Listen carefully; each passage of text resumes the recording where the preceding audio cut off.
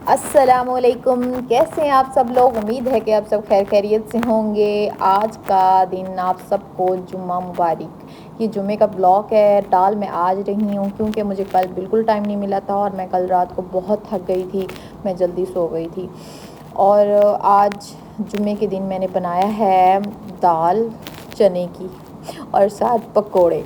और पकोड़े खाने का मेरा बहुत दिल कर रहा था और यकीन माने उस टाइम मेरे पास आलू नहीं थे। और लेकिन फिर भी मैंने ये सोचा कि नहीं जी, दिल जब करता है ना किसी चीज़ का और उस टाइम ना बनाई जाए ना फिर मज़ा नहीं आता बाद में चीज़ बना के खाने का। और मैं चने की दाल के लिए मैंने मिसाला वगैरह बना लिया था और ये मिसाला मैंने सेम वैसा बनाया है जैसे मैं बाकी सब्जियों के लिए बनाती हूँ, चिकन के लिए, इन बाकी चीज़ों के लिए, इन सब चीज़ों के लिए सेम वही प्रोसीजर है इसका भी।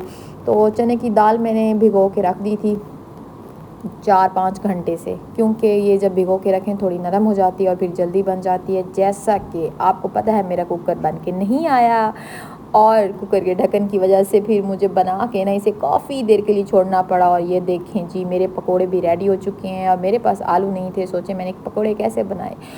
मेरे पास पड़ा था आलू मटर वाला सालन जो सब ने एक से दूसरे दिन नहीं खाया, एक दिन खाया तो दूसरे दिन नहीं खाया, वो बच गया था मेरे पास थोड़े सी चीज़ें। तो मटर गाजरें और आलू वगैरह थी तो मैंने सोचा कि चलो जी उसी के पकोड़े बनाते हैं। उसी के अंदर जी मैंने प्याज कट करके डाले, टमाटर छोटा सा डाला और मैंने हरी मिर्चें डाली और बेसन डाल के उसको मिक्स किया और बन गए हमारे इतने मज़े के पकोड़े, क्रिस्पी के मज़ा आ गया। मेरे बेटे की तबीयत बहुत ख़राब है जी, हफ्ता हो गया बुखार उतर नहीं रहा उसको। मैंने फिर अंडे बॉयल करके दूध दिया और जी मियाँ जी ने कहा जुम्मे का टाइम हो रहा है, मुझे कपड़े प्रेस करके दो। मैंने कहा चलें जी ठीक है। और मेरे बेटे का बुखार बहुत तेज़ हो रहा था तो जी उसकी दवाई लेने जाना था। मेरा बड़ा बेटा और बेटी गए थे स्कूल, उनका था आज पेपर और ये छोटे बेटे की तबीयत की वजह से इसके पेपर भी काफ़ी मिस हो चुके हैं। बेचारा परेशान तो होता है लेकिन अल्लाह ताला इसे सेहत दे। और ये देखें कपड़े में काफ़ी कम कम प्रेस करती हूँ अपने हस्बैंड के, क्योंकि वो अपने खुद कर लेते हैं, अल्लाह का शुक्र है। और मैंने इस चीज़ के लिए मैंने उन्हें कहा है कि आप खुद किया करें, ये मजाक नहीं करते हम आपस में। और ये जी कपड़े वगैरह प्रेस किए, हम लोग निकले। यकीन माने 11 बजे का टाइम होने वाला था लेकिन डॉक्टर साहब वहाँ पे मौजूद ही नहीं थे। शायद फ्राइडे था, फ्राइडे की उन्होंने छुट्टी मार ली। और उसके बाद फिर जी मैंने अपने हस्बैंड से कहा जी 1 घंटा और मज़ीद देख लेते हैं। टाइम वहाँ पे 11 बजे का लिखा हुआ था। हमने कहा चलो जी 1 घंटे के बाद फिर दोबारा राउंड मारते हैं और हम लोग जी निकले घंटाघर वाली तरफ। मैंने कहा चलो जी इधर से हम लोगों को थोड़ा सा घुमा फिरा दें ताकि 1 घंटा गुजर जाए, फिर हम वापसी पे देख लेंगे। अगर डॉक्टर साहब मौजूद होंगे तो फिर हम लोग दवाई ले लेंगे, नहीं तो फिर घर चले जाएंगे। जी ये हमारा किला जो हमारे मुल्तान की पहचान है और बहुत ही खूबसूरत है और सदियों से ये अंग्रेज़ों के दौर की जगह है, आपको पता है मज़े की।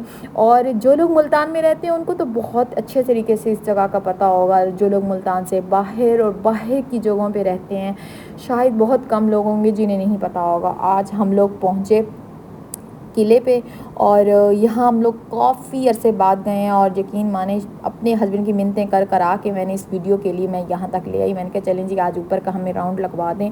और मेरे बेटे ने कहा हाँ बाबा चलते हैं। मैंने कहा चलो जी चलते हैं। हाँ, ये हम लोग ना किले के ऊपर वाले हिस्से में हैं, ऊपर की रोड है और नीचे सारे मुल्तान की ना रौनकें नज़र आ रही हैं। और रात के टाइम ना यहाँ पे लाइटें बहुत नज़र आती हैं और इसके ऊपर एक दमदमा बना हुआ है जिसके ऊपर चढ़ने के बाद यकीन करें पूरा मुल्तान ऐसे लगता है नज़र आता है। ये स्टेडियम है राउंड में, देखें मुल्तान में सबसे पहले फर्स्ट टाइम स्टेडियम यहाँ बना था, अब तो कहीं और शिफ्ट हो गया है सतना कसी वाली साइड पे। जो लोग वहाँ जाते हैं देखने के लिए मैच उन्हें तो सारा पता होगा। फिर हम लोग वापसी पे उतरे और ये देखें ये इस साइड पे बकरियाँ और ये सारी चीज़ें माँ भा भा लगी हुई थी। यकीन करें कि ना बस इतना रश था, इतना रश था यहाँ पे, बकरियाँ, बकरियों के बच्चे, मुर्गियाँ, क्या कुछ नहीं था। फिर जी मेरे बेटे ने कहा बाबा मैंने तो पेट्स देखने हैं और जी साथ ये गली थी जिसके अंदर पेट्स थे।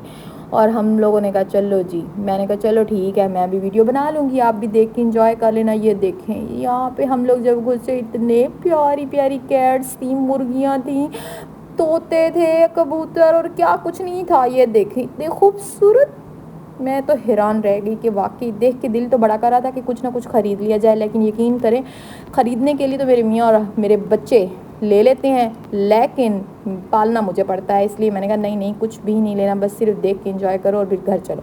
ये देखें डक्स इतनी खूबसूरत, रैबिट्स ये इतने क्यूट से वाइट वाले देख रहे थे आप, कैट के बच्चे। और ये एक एक बच्चा 10,000 का दे रहा था और मैंने कहा इससे तो प्यारे बच्चे हमारे घर में हमारी कैटों ने दिए हुए 3। नहीं हमें ज़रूरत नहीं है। मैंने कहा ओके जी बाय बाय। हम लोग चल पड़े। ये देखें डॉग्स और ये इतनी खूबसूरत, इतनी देखने में बहुत हर चीज़ प्यारी लग रही थी, लेकिन यकीन करें कि बस मैंने कहा जी एक तो हमारा घर छोटा है, दूसरी बात है उनको संभालना, उनका ख्याल रखना, उनको पालना बहुत मुश्किल है। ये पता नहीं इसको क्या बोलते हैं, मुझे इन काफ़ी परिंदों के नाम तो नहीं आते, लेकिन ये है कि बहरहाल हर चीज़ बड़ी ज़बरदस्त और बहुत ही खूबसूरत थी बड़ी। ये देखें एक इधर कैट का बच्चा बैठा था, ये इसकी आइज़ देखें सेम टू सेम इसके बालों के साथ मैच कर रही थी और काफ़ी देर से ये बड़े गौर करके हमें देख रहा था। मैंने कहा चलो जी आपकी भी वीडियो बनाते हैं, आपको भी व्लॉग में लेके आते हैं और आपको भी कर देते हैं मशहूर।